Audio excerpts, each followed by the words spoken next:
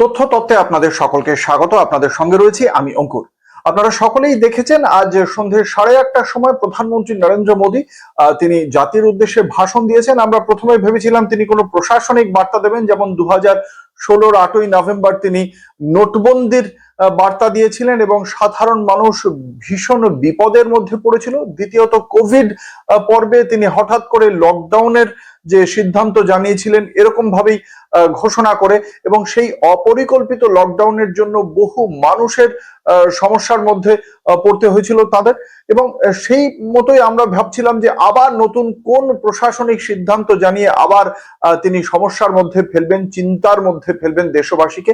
তার জন্যই সবাই কৌতূহল এবং অজানা আশঙ্কায় সময় গুনছিলেন। কিন্তু আজকে শেষ পর্যন্ত রাজনৈতিক বার্তা দিয়েছেন প্রধানমন্ত্রী নরেন্দ্র মোদী, যেখানে গতকাল যে মহিলা সংরক্ষণ বিল এবং সংবিধান সংশোধনের জন্য যে আসন পুনর্বিন্যাস বিল যেগুলো টেবিলড হয়েছিল সেই বিল নিয়ে আলোচনা হয় এবং শেষ পর্যন্ত ভোটাভুটিতে খারিজ হয়ে যায়। 528 জন উপস্থিত ছিলেন সংসদে। তাদের জন্য সংবিধান সংশোধনের ক্ষেত্রে প্রয়োজন হয় 2/3 সমর্থন।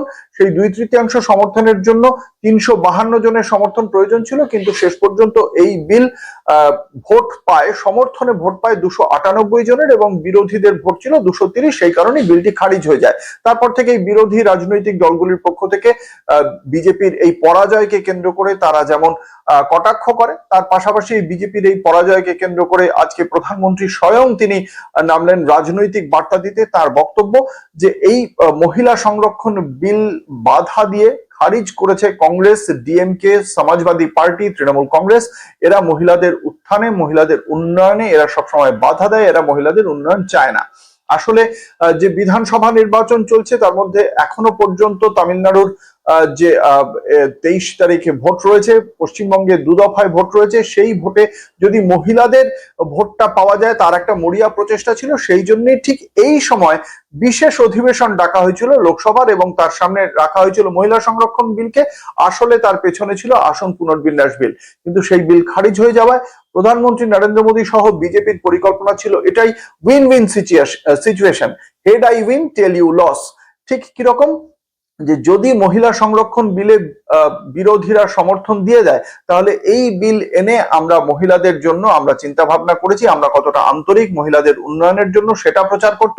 যেহেতু বিলটি পাশ হয়নি সেই কারণে বিজেপি তথা প্রধানমন্ত্রী নরেন্দ্র মোদী আজকে বলছেন বিরোধীদের বাধার জন্যই পাশ হলো না মহিলা সংরক্ষণ বিল। আদতে তারা জানতেন এই বিল পাশ হওয়ার নয়। 2023 সালে মহিলা সংরক্ষণ বিল পাশ হয়ে গিয়েছিল, তা বলবৎ করার জন্য এই বিল আনা হয়েছিল।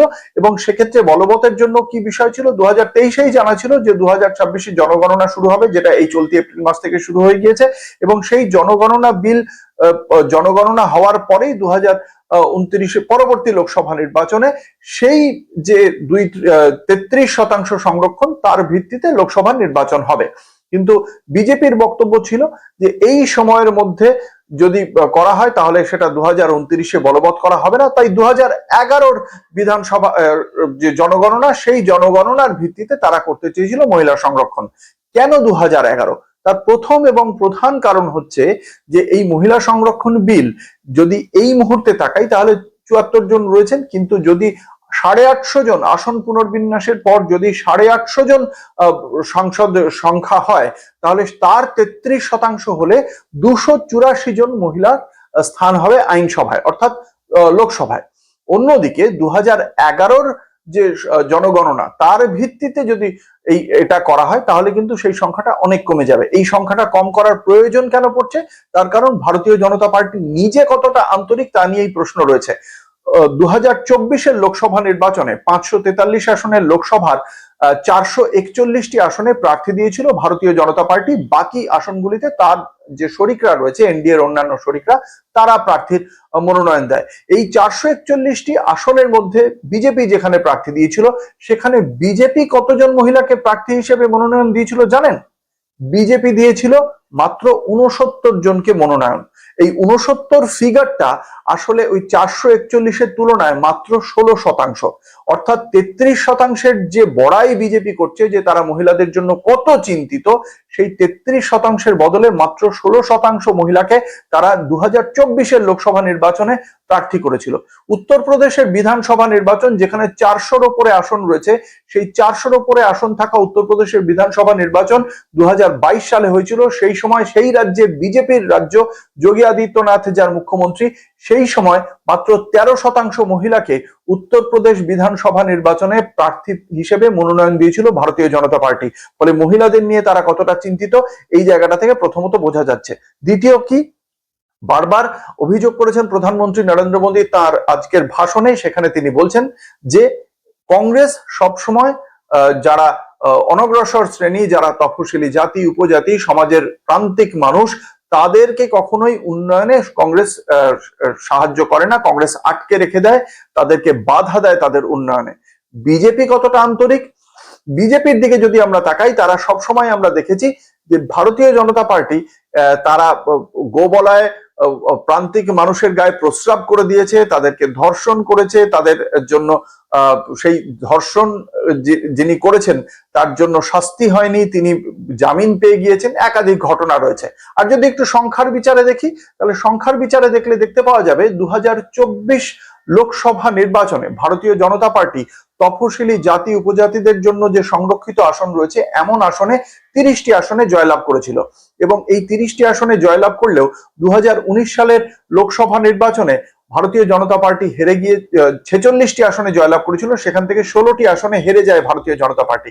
অর্থাৎ এটা খুব স্পষ্ট, সেই সমস্ত তফসিলি জাতি বা উপজাতি সংরক্ষিত এলাকার মানুষজন ভারতীয় জনতা পার্টির ব্যবহারের জন্যই তাকে দ্বিতীয়বার নির্বাচিত করেনি।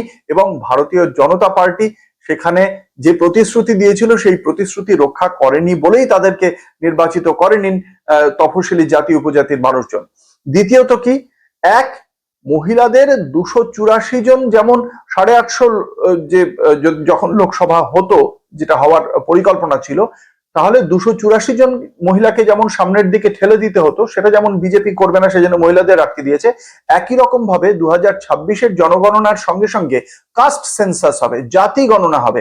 এই জাতি গণনা হলে তফসিলি জাতি, যাদের এই মুহূর্তে লোকসভায় আসন সংরক্ষিত রয়েছে 15%, আর তফসিলি উপজাতি যাদের জন্য এই মুহূর্তে লোকসভায় আসন সংরক্ষিত রয়েছে 8.5%, তাদের যে আসন সংখ্যা, সেই আসন সংখ্যাটা অনেকটা বেশি বেড়ে যেত। যেমন এই যদি আমরা দেখি যে তফসিলি জাতি, সেই তফসিলি জাতিদের জন্য সেক্ষেত্রে আসন সংখ্যা দাঁড়াতো 128, এবং তফসিলি উপজাতিদের জন্য আসন সংখ্যা দাঁড়াতো 72, যেটা এই মুহূর্তে অনেকটাই কম। ফলে সেই জায়গা থেকে এই এত বেশি আসনে বিজেপি সবসময় যারা উচ্চ বর্ণের মানুষ, ব্রাহ্মণ, তাদের জন্য কিন্তু, তাদের মধ্যে ভারতীয় জনতা পার্টির জনপ্রিয়তা অনেক বেশি। গোবলায় রাজনীতি যদি আমরা দেখি, তাহলে উচ্চ বর্ণের মানুষের মধ্যেই ভারতীয় জনতা পার্টির যে জনপ্রিয়তা তা অনেক বেশি। সেই কারণেই যাতে উচ্চ বর্ণের মানুষজনদেরই একেবারে সমাজের প্রথম স্তরে নিয়ে আসা যায়, সেই জন্য তারা যতটা চিন্তিত, প্রান্তিক মানুষের জন্য তারা একেবারেই চিন্তিত নয়। সেই জন্যই 2011-র যে জনগণনা, তার ভিত্তিতে পুরোটা করতে চাইছে ভারতীয় জনতা পার্টি।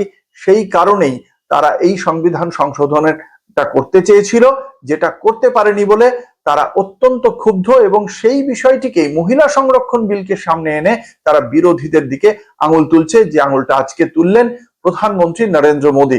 এবং সেক্ষেত্রে প্রধানমন্ত্রী নরেন্দ্র মোদী সহ ভারতীয় জনতা পার্টির যে উদ্দেশ্য, সেই উদ্দেশ্যটা খুব স্পষ্ট হয়ে গিয়েছে বিরোধীদের কাছে। এটা নতুন কিছু নয়, ভারতীয় জনতা পার্টির প্রত্যেকটি কাজে দিয়ে তা প্রমাণিত, এবং কাজেরই সংখ্যা এবং পরিসংখ্যান তুলে দিলাম। এই বিষয়ে আমি আশা করব আপনারাও আপনাদের মূল্যবান মতামত জানাবেন আমার কমেন্ট বক্সে। আমার প্রতিবেদন যদি আপনাদের ভালো লাগে তাহলে লাইক করুন, কমেন্ট করুন, সাবস্ক্রাইব করুন, শেয়ার করুন। আজ এ পর্যন্তই, নমস্কার।